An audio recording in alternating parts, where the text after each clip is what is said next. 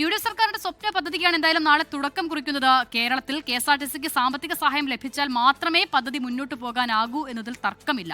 സാമ്പത്തികം കണ്ടെത്താനായില്ലെങ്കിൽ ഇനി കെ.എസ്.ആർ.ടി.സിയുടെ അവസ്ഥ എന്താകും? പരിശോധിക്കാൻ നമുക്ക് വലിയ ആശങ്കയും ഇതുതന്നെയാണ്.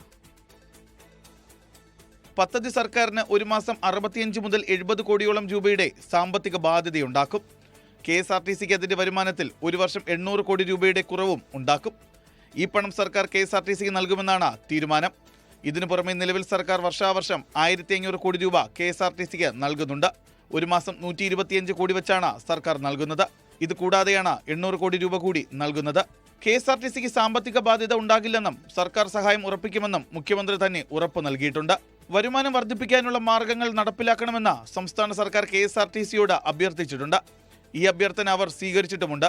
വരുമാനം വർദ്ധിപ്പിച്ചാൽ മാത്രമേ പദ്ധതിയുടെ അടുത്ത ഘട്ടത്തിലേക്ക് സർക്കാരിന് കടക്കാൻ സാധിക്കൂ. ബാധ്യത പൂർണ്ണമായി സർക്കാർ വഹിക്കുമെന്നും അതിൽ ജീവനക്കാർക്ക് ആശങ്ക വേണ്ടെന്നും ഗതാഗത വകുപ്പ് മന്ത്രി നേരത്തെ വ്യക്തമാക്കി. സ്ത്രീകൾക്ക് പൂർണ്ണമായ സൗജന്യ യാത്ര ഓർഡിനറി ബസ്സിൽ കൊടുക്കുകയാണ്. വലിയ ബാധ്യത ഉള്ളൊരു നടപടിയാണെന്ന് പ്രത്യേകിച്ച് പറയേണ്ടതില്ല. പക്ഷെ ആ ബാധ്യത കെ.എസ്.ആർ.ടി.സിയുടെ ചുമലിൽ വരില്ല എന്ന വലിയൊരു സന്തോഷ വാർത്തയാണ് എനിക്ക് പറയാനുള്ളത്.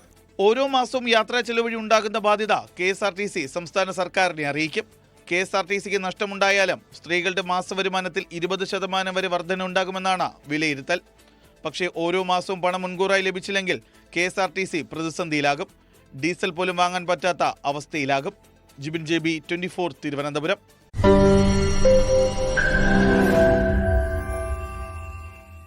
ലോകത്തെവിടെയായാലും ഏത് സമയത്തും 24 വാർത്തകളും ഓഗ്മെന്റഡ് റിയാലിറ്റി പാക്കേജുകളും എക്സ്പ്ലെയിനറുകളും വിശദമായി കാണാൻ ഞങ്ങളുടെ യൂട്യൂബ് ചാനൽ നിങ്ങൾക്ക് സബ്സ്ക്രൈബ് ചെയ്യാം.